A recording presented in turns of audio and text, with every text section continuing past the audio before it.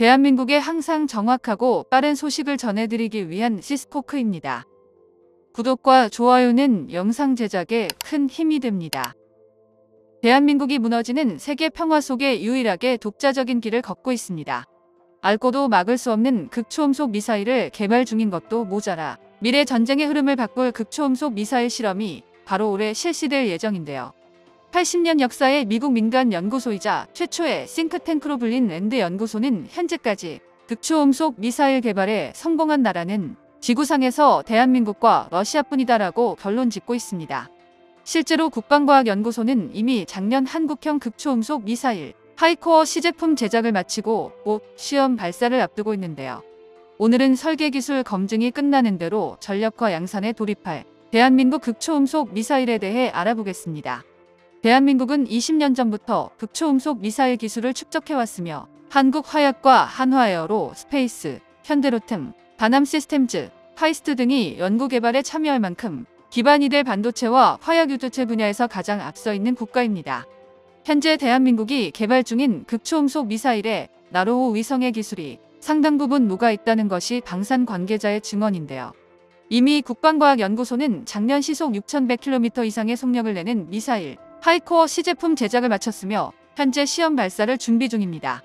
극초음속 미사일이 전략화에 성공한다면 서울에서 평양까지 그야말로 1분 만에 폭격하는 시대를 열게 되는데요. 그렇다고 북한에서도 놀고만 있는 것은 아닙니다.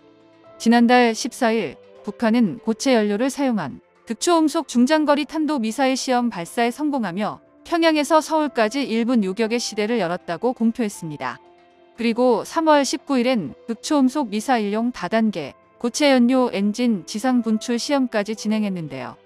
북한은 지난해 11월 IRBM용 분출 시험에 고체 연료 엔진을 장착한 미사일의 테스트 비행까지 마친 바 있습니다. 그리고 앞선 시험 결과를 바탕으로 엔진 지상 시험까지 거듭 추진한 것으로 보이는데요.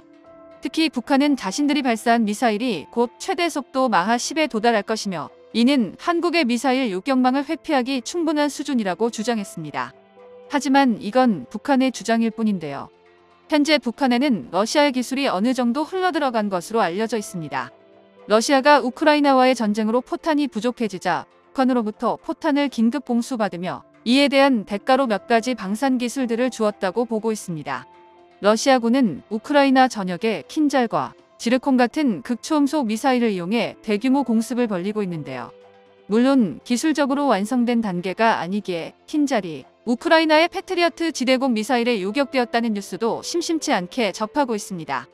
그러나 러시아가 극초음속 미사일을 포기하지 못하는 이유는 극초음속 미사일은 차세대 꿈의 신무기로 불리는 만큼 이론상 기존 미사일 방어 체계로는 요격할 수 없기 때문입니다. 지르콘 미사일의 경우 음속의 9배, 마하구로 날아가 최대 1500km 떨어진 목표물을 타격할 수 있으며 러시아군은 이를 지난 수년 동안 시험 발사해왔고 지난해 1월 군함과 잠수함 등에 실전 배치한 것으로 알려져 있는데요.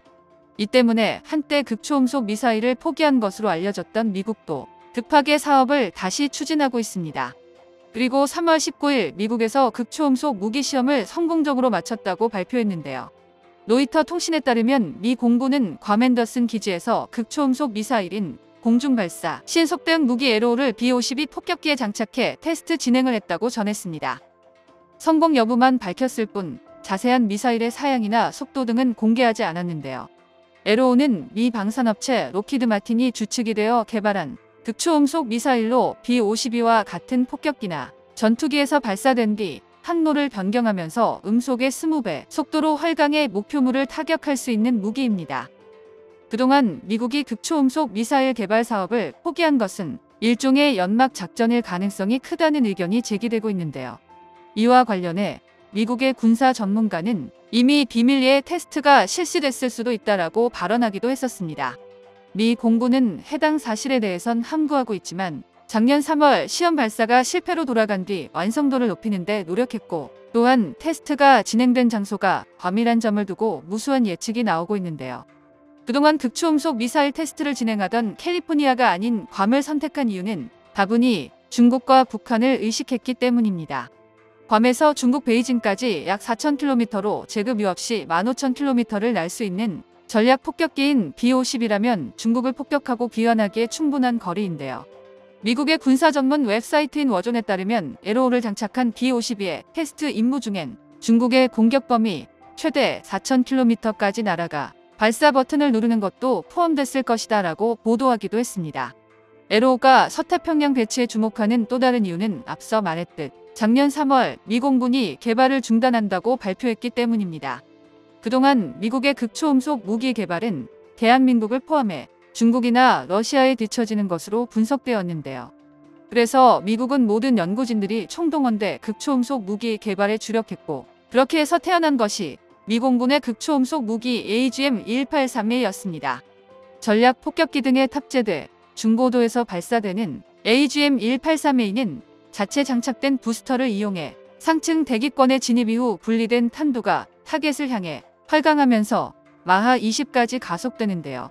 이 속도에서 나오는 파괴력으로 웬만한 지하 벙커는 박살이 나기에 굳이 탄두에 폭발물까지 장착할 필요도 없었습니다.